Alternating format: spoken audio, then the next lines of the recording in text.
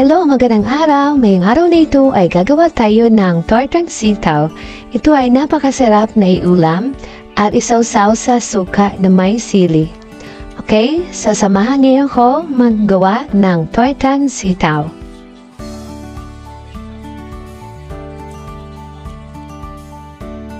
Kaya ang una natin gagawin ay hiwain natin ng pino ang sitaw. Ito ay 5 bungkus yung nabili ko sa palengke. So, hiwain na natin ang paganyan yung nakita niyo sa video.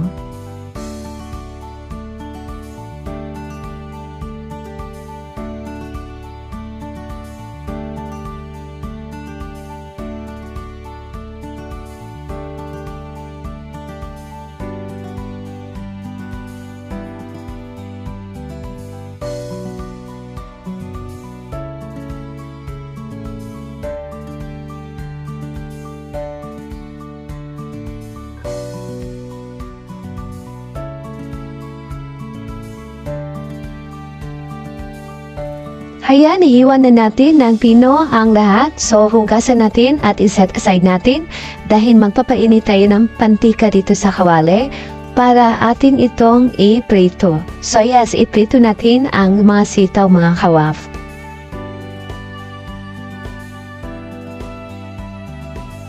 Once mainit na yung mantika, ay iprito natin lahat yung mga nahiwa nating sitaw.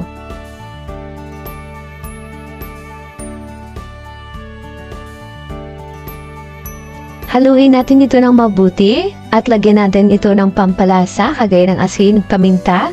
So, ang nilagay natin na asin dito ay 1/4 teaspoon at ang paminta ay damihan ko yung paglagay since paborito ko yung lasa ng paminta, yung merong anghang. Haluin natin ng mabuti upang manuot yung pampalasa na nilagay natin sa sitaw. At maya-maya ay mapapansin natin ang sitaw ay mag-bright yung kulay niya. So kapag mag-bright yung kulay ng sitaw, ay hanguin na natin ito. Kagaya nito, naging bright na yung kulay. So pwede na natin itong hanguin at iset aside natin.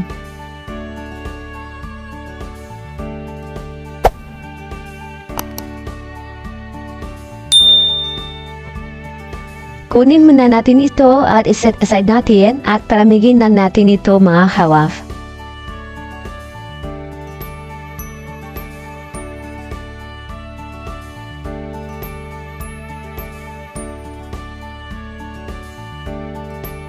Habang pinapalamig natin ang sitaw na ating pinito ay magbit tayo ng 4 na itlog dito, mga kawaf.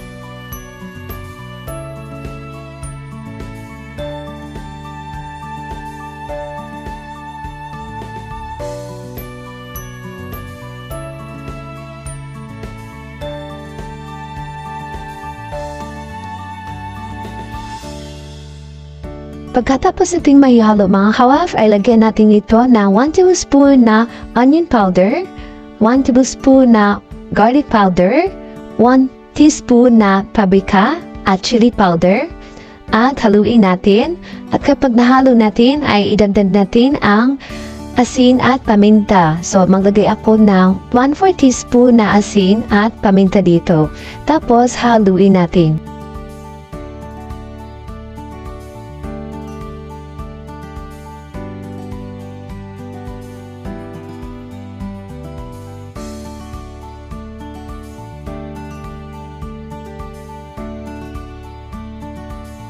Kapag nahalo na silang lahat, ay lagyan din natin ito ng 2 tablespoon na oyster sauce.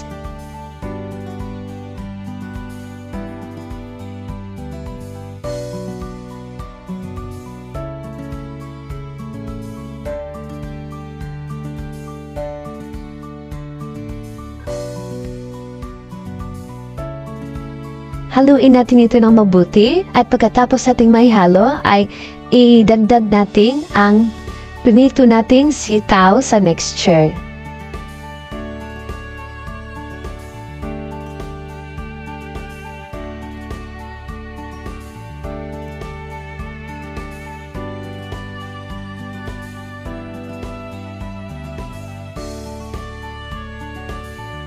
Haluin nating mabuti ang mixture na may sitaw hanggang ang sitaw ay makutad siya sa itlog.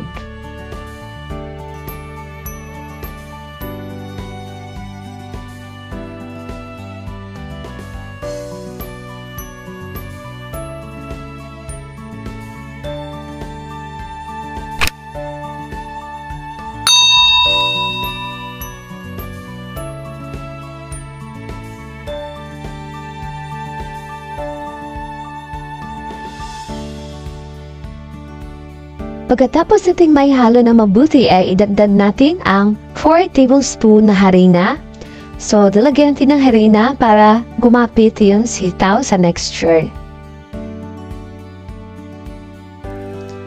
Haluin natin ng mabuti para matunaw yung harina at kapag malabnaw pa yung mixture natin ay pwede pa tayo magdagdag ng 1 tablespoon na harina mamaya.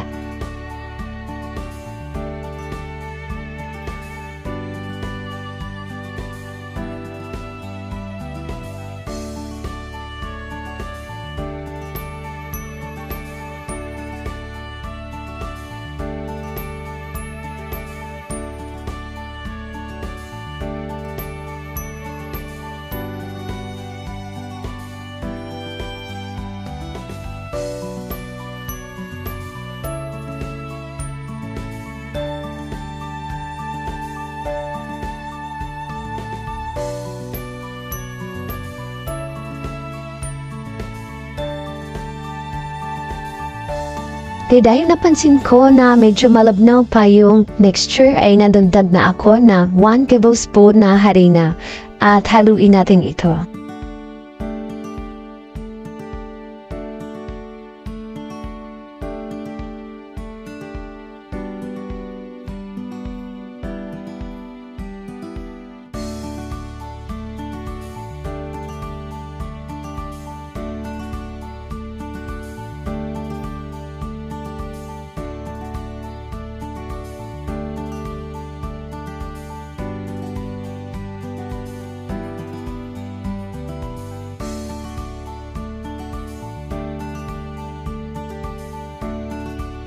Pagkatapos nating dagdagan na 1 tablespoon na harina ay parang maganda na yung mixture natin. So, ready na siya para i-fry natin.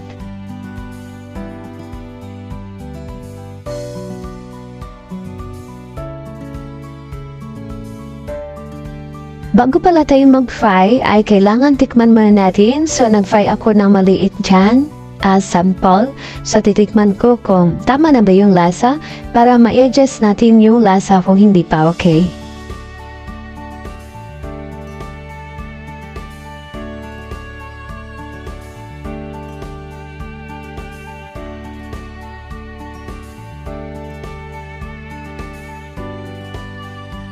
Okay na yung lasa ay mag-proceed na tayo sa pag-fry ng ating tortang sitaw.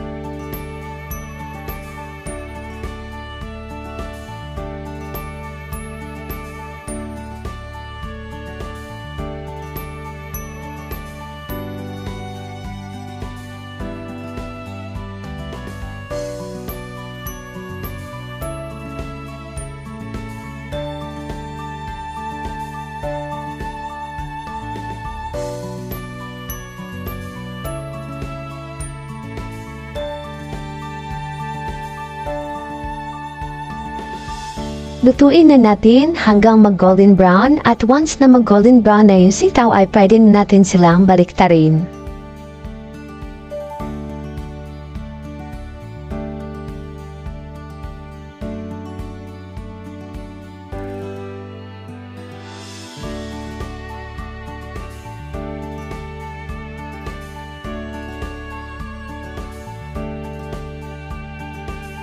Hintayin natin silang maluto at kapag luto na ay pwede na natin hanguin ang ating tortang sitaw. So nakita niyo yung texture ng ating tortang sitaw ay napakaganda, di ba?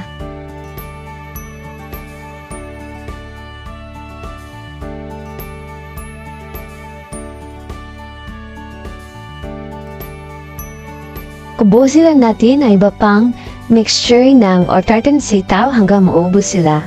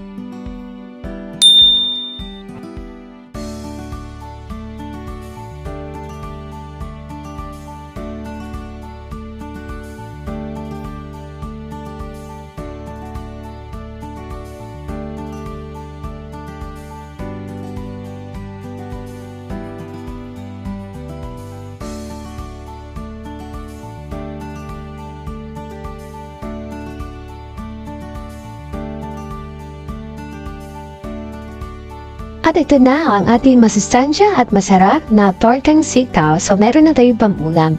Maaari natin ito sausaw sa isang suka na may sili. Kagaya yung nabili ko. Kagaya niyan. Okay, kain na tayo.